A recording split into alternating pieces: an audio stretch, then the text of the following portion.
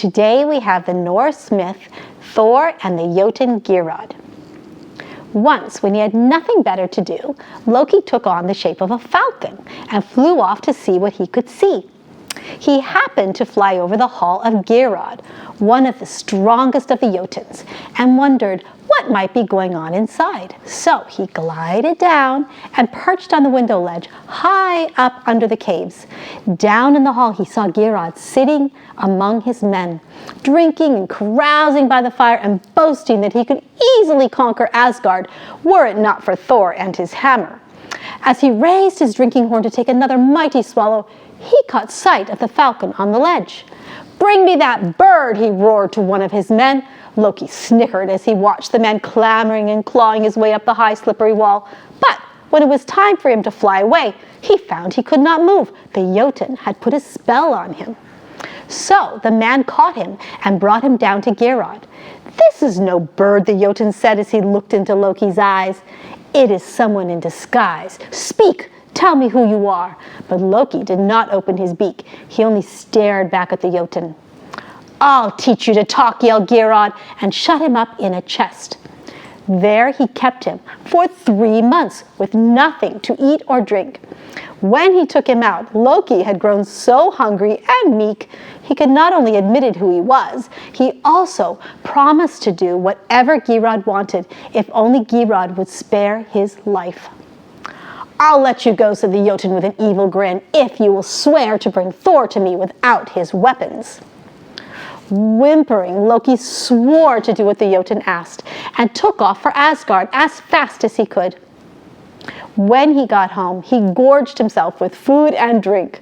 Then, patting his stomach, he went to the glutton Thor and said, "I have just returned from Jotunheim, where I had quite a meal at Geirrod's hall. He brags loudly about his strength, but really he isn't much of a Jotun.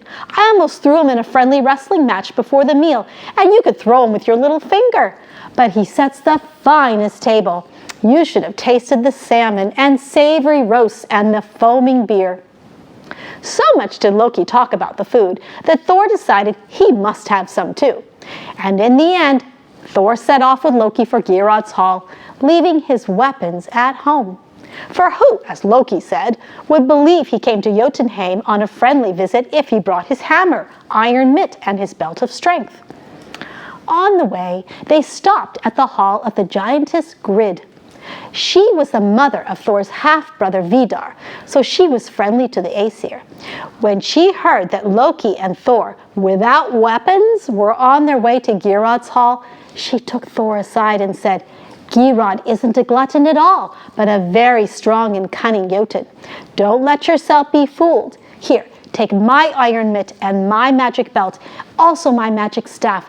Watch your step." Thor thanked her, hid the belt and mitt under his coat, took the staff in his hand, and went on his way as if nothing had happened, with Loki at his side. But as they were fording a wide river, the water suddenly rose, ramming Gerd's staff down as hard as he could. Thor kept his feet from being swept away. Loki hung on to him while the river rose higher and higher.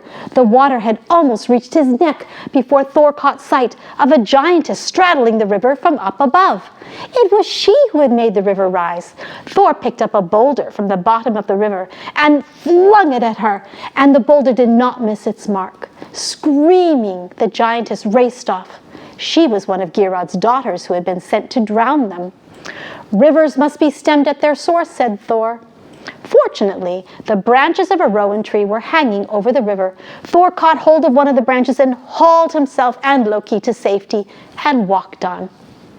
When they arrived at Geirrod's, they were shown into a little house. It was furnished with only one stool, but Thor was not choosy. He sat down on the stool, and as soon as he was seated, he felt the stool begin to move upward. Higher and higher he went, up toward the roof beam, and he saw that soon his head would be crushed. Then Thor put Grid's staff against the roof beam and pushed with all his might, and what with his own muscles and Grid's belt of strength, it was quite a push. The stool, with Thor on it, crashed down to the floor. There was a loud cry, and when Thor looked, there under the stool lay 2 of Geirrod's daughters who had been lifting the stool. Their backs were broken instead of his head. "Now I know what kind of meal is waiting for me in Geirrod's hall," said Thor. When the servants called him for dinner, he put on Grid's iron mitt on his hand to be ready for his welcome and walked into the hall. Geirrod was standing by the fire with a pair of tongs in his hand. The moment he saw Thor, he grabbed a red-hot iron bolt out of the embers and flung it at him. Thor caught it in his mitt and flung it back with all his might. The Jotun ducked behind a pillar, but the glowing bolt flew through the pillar, through the Jotun, through the wall of his hall, and deep into the ground behind it. "One evil Jotun less is better than the grandest meal," said Thor, and he bore Loki no grudge. But he returned to Asgard with a greater appetite than ever.